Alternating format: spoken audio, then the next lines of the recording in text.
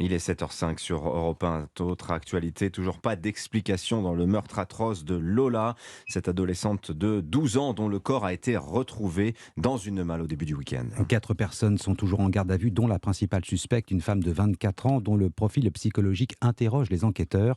Rituel satanique, trafic d'organes, beaucoup de rumeurs entourent la mort de cette collégienne. La piste d'un meurtre gratuit reste l'hypothèse privilégiée.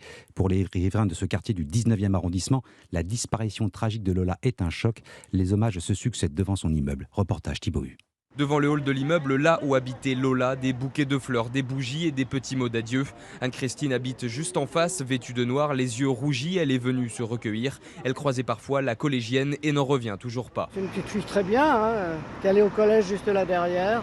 Vous voyez les parents qui allaient la chercher.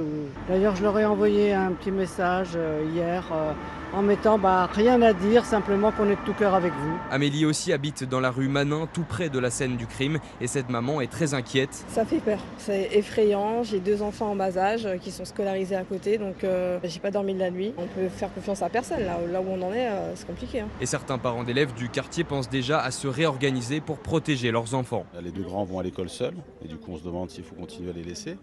Parce que là, elle a un parcours qui était très, très court finalement. Son collège, il est en face de chez elle. Nous, on a 5-6 minutes à pied, donc voilà, même s'ils ont un téléphone, même si on les suit, on est à l'abri de rien finalement. Et en attendant que l'enquête avance, des cellules de soutien psychologique sont ouvertes dès aujourd'hui dans toutes les écoles du secteur. Un reportage Thibaut